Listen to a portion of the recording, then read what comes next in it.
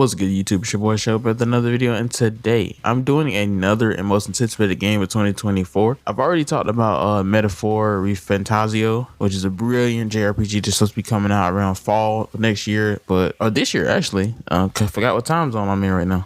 But I'm going to be talking about 3 more games in depth, and what I'm really looking forward to with these games, what I expect with these games, and just generally try to bring some excitement to them. Obviously, these are pretty big, but if you don't know about them, it's a good chance to kind of get into them and really see if you guys can enjoy them. The first one I'm going to pick is probably tied for probably most unknown on this list. Okay, so today we're gonna be talking about Yakuza 8 Like a Dragon Infinite Wealth. Now, I don't actually think that the 8 is in the title. I think the Affinity sign is supposed to be 8 because they said it's 8 on the side. Clever little trick. And honestly, I don't think they want to name this a numbered sequel because yes, there are 8 Yakuza games and there are way more than 8 games in the franchise, but this is another mainline entry, so they kind of want people to get into it without having to worry about like building up all the knowledge from all the other Yakuza games. Me personally, I've played Kiwami 1, Kiwami 2, I played Yakuza 0, I played Yakuza 6, and I played the original Yakuza 7. Also played Judgment 1, haven't played Judgment 2 yet, so I'm kind of in the series. I'm not really super deep, but I'm pretty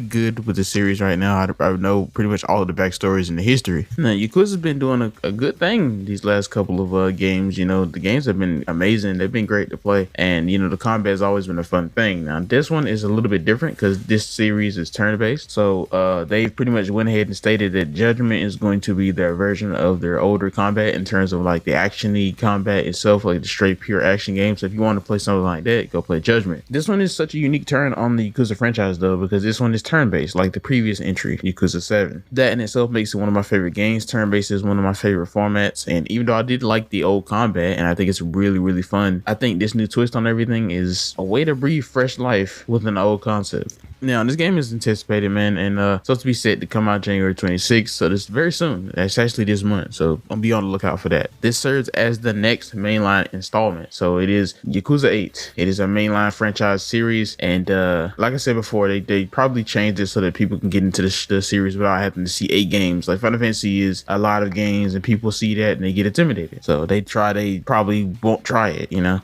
And this will continue the stories of Kiryu and Ichiban. Now, if you guys don't know who that is, now obviously you might not. If you're watching this video and you don't know nothing about this game, you just kind of wanted to see a video about what's an anticipated game for this month. Kiryu is a legendary Yakuza figure. He is the main protagonist for literally every other game besides Yakuza 7. Yakuza 7 is the first game in which we get Ichiban as a main character. And to be honest, I love them both. I really love them both. I think, honestly, I really like Kiryu as a main character. I think he's cool, but I think honestly he's more of a Superman type. I feel like he's a really good person and with a really good heart, and it definitely shows. He's way more interested in Superman, but I do think he's kind of a legendary figure at this point, and I feel like he's flawed, but he's also kind of like Superman, in which he can, when you know he shows up, it's good. Like, you know you're good. I really like Ichiban though. I think him being the center focus of the newer set of games is the right move because his character is heavily flawed. He had insane loyalty to the point where it really screwed him over. If you don't know what I'm talking about, go back and play Yakuza 7. It is definitely worth it at this point. Should be able to catch it on sale. Definitely go check it out. Now, one thing I like to note about this game is that it will be, you know, cross generation. So I mean, you'll be able to play it on PS4, PS5, Xbox Series X and S, Xbox One, apparently Nintendo Switch, and PC. I'm curious to see how this is going to run on Nintendo Switch. Hopefully it doesn't drag the game down too much. I've been seeing a lot of trailers from it. It shows a little bit of gameplay and story, and it really sets a really good stage for what we can expect in this game. To be honest, I'm really excited. I really haven't been sounding like I'm excited, but I am getting over COVID, so just bear with me, please. Now, obviously, earlier I mentioned that the new Like a Dragon series is basically Yakuza but turn-based.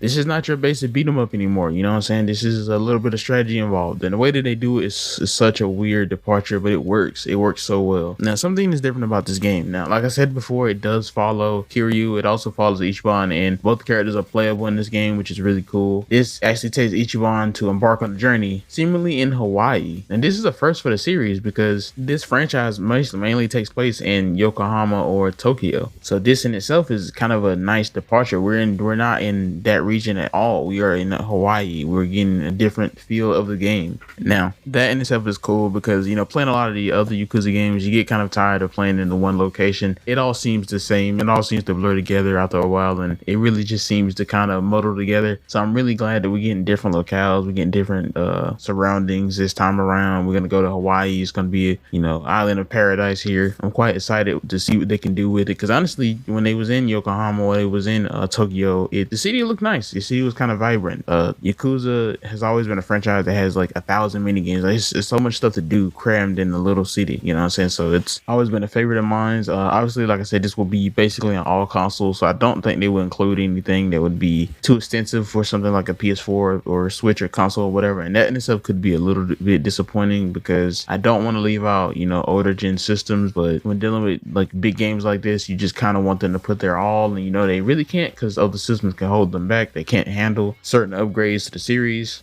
Now, apparently this game has been classified as a monster class game, which is the first time I've ever heard about it, but apparently it's supposed to be the longest game in the entire Yakuza franchise. Now, this in itself pleases me, but it might be a deterrent to other people. I can fully understand it. Like, for instance, when you look at games like Persona was, you know, that was touted as it takes 100 hours to beat it, and I did actually beat it in over 100 hours. So, you know, a lot of people can look at that and just feel like it might be way too long of a slog. A lot of people like shorter experiences, especially with a Yakuza game, which is like heavy narrative, heavy action, you know what I'm saying? Like, especially the game like that. But it makes sense for Like a Dragon to be a turn-based RPG and also have good link, you know what I'm saying? Because a lot of the turn-based RPGs, they focus on you playing the game for a really, really long time. Like I said, for me, that's personally a dub, because I like playing games that respect my time, you know what I'm saying? I don't like playing stuff that drags on too much, but I like playing stuff that gives me quality for my money. I feel like if I can get 70 hours out of a game that I paid 70 bucks for, I think that's just absolutely insane, and that's a plus. Now, obviously, I've paid games like Spider-Man before where, you know, I still get the enjoyment, even though the game was only like 6-7 hours, but you know, maybe in like a month or two, you just feel like you need more, you need it more. And I feel like Yakuza has always been a franchise that has always given me what I needed in terms of length. I think the games have already been long. I think sometimes some of the games feel like they dragged on a little too long, you know, even with the action combat. I feel like the turn-based will work way better, because it's just, you know, min-max and stats that you can do to make your characters really, really strong. But I feel like some of the games did drag, so I'll be interested to see, because honestly, hearing this news really makes me smile.